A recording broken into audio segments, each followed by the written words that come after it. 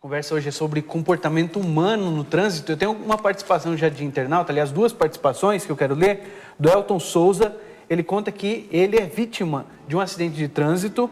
Um cavalo solto atravessou na frente da moto na BR-101 em Teotônio Vilela, em Alagoas. E ele ficou tetraplégico com isso.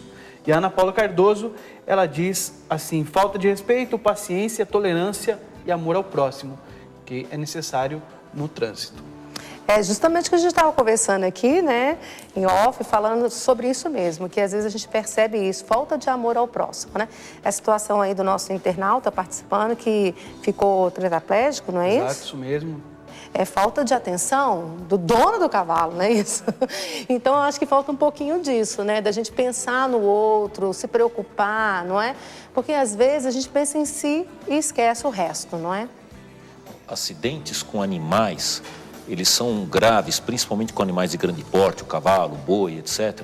Porque ele é muito pesado, né? No caso do carro, ele entra sempre dentro, ele estoura o para-brisa e entra dentro do carro.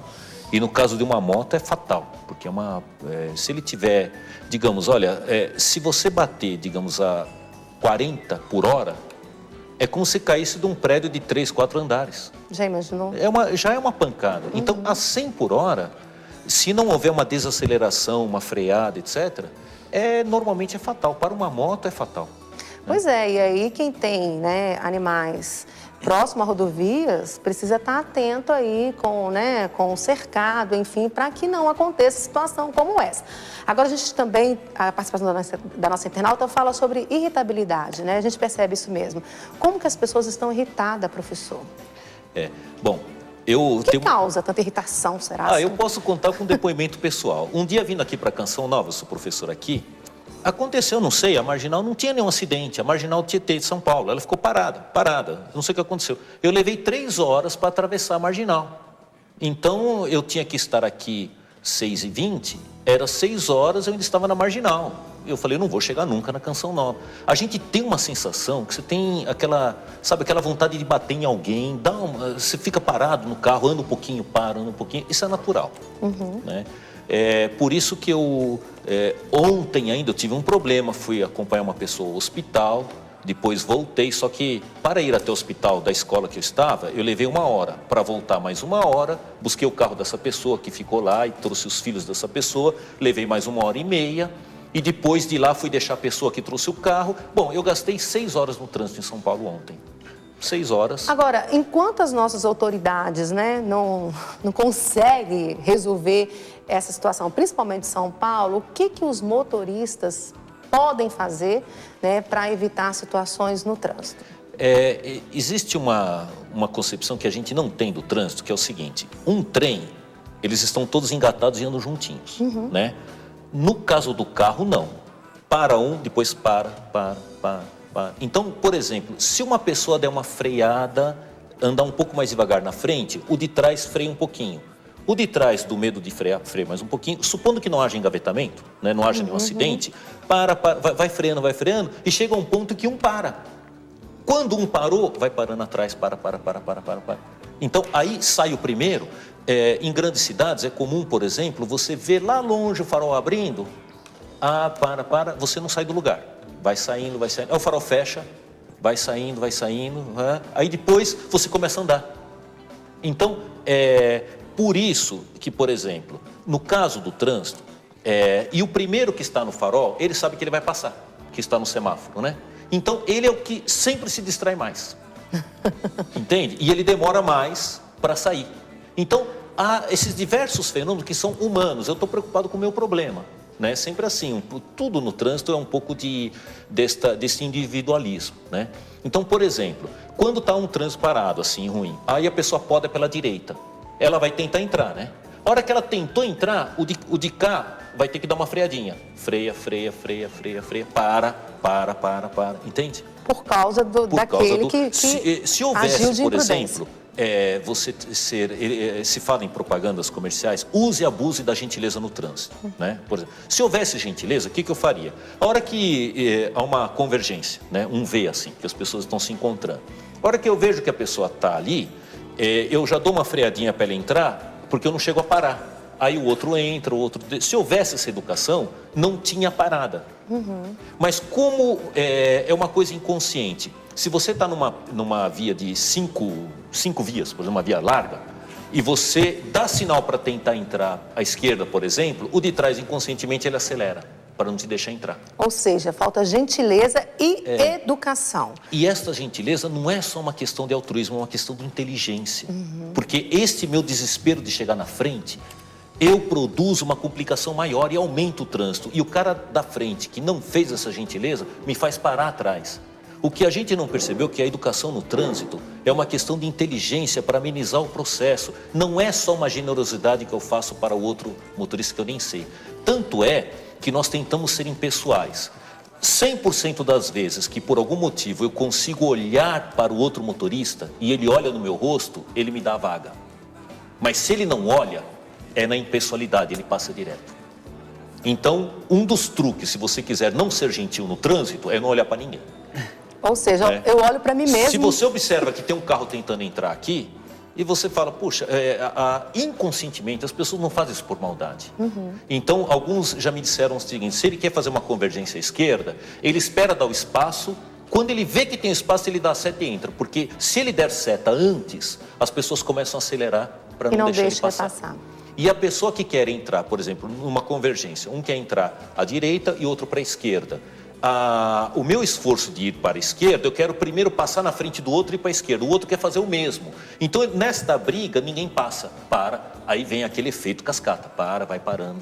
Pois é, Rodrigo, acho que a gente está precisando pensar mais no outro do que em si próprio, não é? Com certeza. E é o que também os nossos internautas pensam. O Danilo Oliveira, de São Paulo, ele conta assim, um amigo meu sempre dizia, gentileza gera gentileza em relação ao trânsito. E a Val Ferraz, também é de São Paulo, ela conta que a mãe dela foi vítima do trânsito, o motorista estava bêbado, o álcool é um problema sério, e acertou nela em cheio. O pai foi o único que sobreviveu, a bicicleta não sobrou nada, o pai até hoje se recupera com depressão.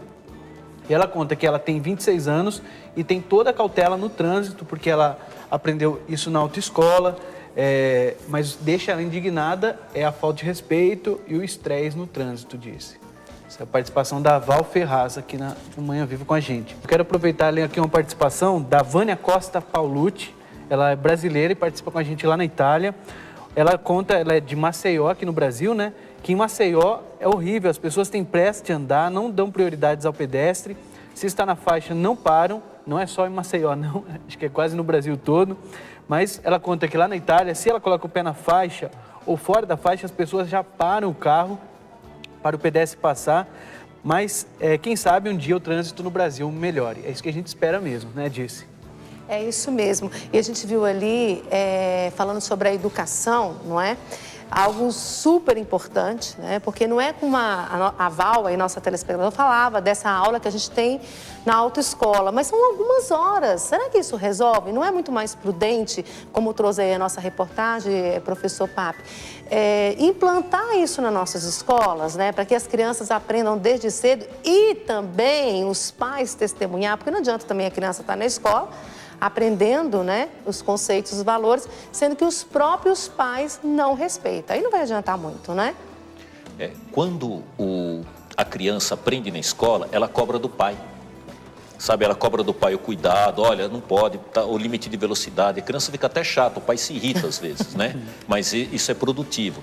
Então eu diria algumas coisas assim, né? Algumas dicas importantes para a gente. Olha, motorista, lembre-se, nós sempre estaremos atrasados. Eu sempre tenho um lugar importante para ir. E o pequeno acidente que eu provoco, ou um acidente grave, isso vai atrasar o meu processo, eu vou ser impedido de ir. Então, não adianta esta pressa, tem que ser um exercício, no caso até religioso, que você faça como penitência, não tem jeito. Né? Em 1980 já se dizia, não cabe mais carro em São Paulo. E hoje? Né? 30 anos. Então, depois... senhor motorista jovem, entenda que os seus reflexos pela experiência são menores do que alguém que já viveu alguma experiência. Eu, na minha juventude, sofri um acidente, que eu estava no mesmo carro, de derrapagem em poça de água, né? Só a experiência te ensina como você lidar, porque quando você derrapa numa poça, você tem que ir no sentido. e depois tentar tirar devagar. É uma coisa que é absurda. A gente tenta fazer o contrário. Faz o contrário, o carro derrapa. Então, tem algumas coisas que só a experiência tira. Não, é impossível aprender na autoescola. Então, a gente tem que ter a prudência. Senhor motociclista, a gente fala motoqueiro, né? Motociclista. Eu tenho medo daqueles que não dirigem carro, porque ele não tem consciência dos pontos cegos que o motorista tem. Ele ultrapassa pela direita e a gente não vê a pessoa te ultrapassando. Por isso que eles mesmos dizem, né? Olha, cuidado que o para-choque é você. Né? E então, os acidentes com moto são quase todos graves, né? Porque o cara cai, o cara vai para o chão, vai para o carro. Então, e existe um consenso nas grandes cidades que o motociclista é aquele que tem que chegar na hora, porque para ele não tem trânsito. Ele pode podar. E é por isso que eles são tão desesperados. O trânsito está parado ou está andando devagar, eles vêm feito doido. Quando um carro faz uma convergência para a direita ou para a esquerda e barra o caminho, ele fica bravíssimo. Vamos dizer assim, você tirou o meu grande lugar, ele buzina, ele xinga, né? E alguns até estouram o retrovisor com o pé, né? Existe isso. É claro que eu não estou dizendo que é a maioria, né? Porque o trânsito não é só do motorista, é do ciclista, é do pedestre, é de todos nós, né? Então, o comportamento não é que precisa mudar, não é só do motorista, é de todos que utilizam o trânsito, não é? Então, se esse tipo de consciência geral, que você tem que ter, de qualquer forma você prejudica no todo e você será prejudicado em longo prazo, né? Então, essa educação tem que vir mesmo de criança, porque eu tenho a impressão que nós não deixamos um mundo muito bom para as nossas crianças. Então, a gente tem que ter a expectativa com eles que eles façam um mundo um pouquinho melhor do que o que nós fizemos. Nós temos que reconhecer a nossa incapacidade, porque os piores agentes do trânsito somos nós, os motoristas, digamos assim, maduros, que já têm experiência. Então, a gente tem que ter essa expectativa, porque eles nos veem e reproduzem as nossas ações. Eles querem ser rápidos, como nós queremos ser rápidos, como nós queremos levar vantagem em tudo, etc., né? Professor, muito obrigada pela sua presença aqui, viu? Eu acho que é muito bom a gente fazer esse bate-papo, essa discussão, para alerta, né? Para a pessoa que está em casa, que agora vai pegar o seu carro, né? Ou sua bicicleta, ou sua motocicleta, enfim, que está saindo aí para o trânsito, eu acho que vai repensando a vida, não é verdade? Muito obrigada, viu? É sempre um grande prazer estar com vocês, eu que agradeço. Seja sempre muito bem-vindo. E é interessante também, deixa eu pegar aqui uma cartinha do trabalho que está sendo feito aí na Nova Dutra, né? Eu quero mandar um beijo, Rodrigo. A gente recebeu essa cartinha aqui, olha, meu esposo, né? Recebemos no pedágio, né? Uma criança da 4ª série, eu quero mandar um beijinho. A Gabriela Almeida Silva, ela é da escola Professor Mário de Assis César, de Pindamonhangaba. Quando a gente passa, a gente recebe uma cartinha com a letrinha dela. Olha que coisinha mais linda do mundo. Ela pedindo que tenhamos, né, que a gente precisa ter consciência aí no trânsito, porque o trânsito envolve vidas e vidas muito importantes. Então, fiquei apaixonada, sinceramente falando, viu, Gabriela? Sua carta me ajudou demais a repensar. Graças a Deus, tenho procurado ter consciência, mas a sua carta me ajudou muito mais. Muito obrigada, viu, Gabriela? E olha, Rodrigo, que a gente nem falou da embriaguez no trânsito, né? Que esses dias eu perdi uma prima, morreu o marido, ela, a filha, só salvou o filho dela mais novo, de 5 anos, não é? Num trânsito que o carro que vinha, né, contra ela, o cara estava vindo de uma festa, não é? Embriagado, bateu de frente, acabou com a vida dele e da família inteira. Eu acho uma falta de responsabilidade tão grande. A pessoa sabe que vai pegar o volante e beber é um absurdo. Tem gente que acha que não vai influenciar em nada. Não vai influenciar. Olha o que pode acontecer. Então, olha, pelo amor de Deus, tenha consciência. Isso é um assunto tão sério, né? que até virou lei, e uma lei que dá multa bem cara, até toma o carro, a carteira e tudo. Então, acho que vai da consciência mesmo de cada um, de pensar no próximo mesmo, das consequências. Sempre antes de beber, pensar na consequência. E, claro, se beber, né, como diz, não dirija, deixe outra pessoa no volante, mas não faça essa loucura, não.